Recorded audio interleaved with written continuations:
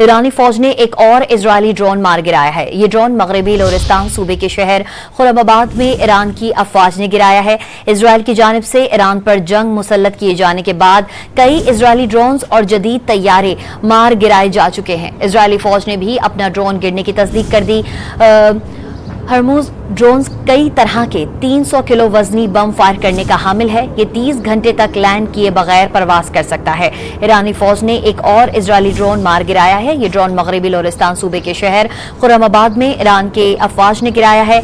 Israel की जानिब से ईरान पर जंग मुसल्लत किए जाने के बाद कई इजरायली ड्रोन्स और जदीद तैयारे मार गिराए जा चुके हैं। इजरायली फौज ने भी अपना ड्रोन गिरने की तस्दीक कर दी है। हरमूज ड्रोन्स कई तरह के 300 किलो वजनी बम फायर करने का हामिल है। ये 30 घंटे तक लैंड किए बगैर परवास कर सकता है। हरमूज ड्रोन्स कई तरह के 300 किलो वजनी बम फायर करने का हामिल है। ये 30 घंटे तक लैंड किए बगैर परवास कर सकता है।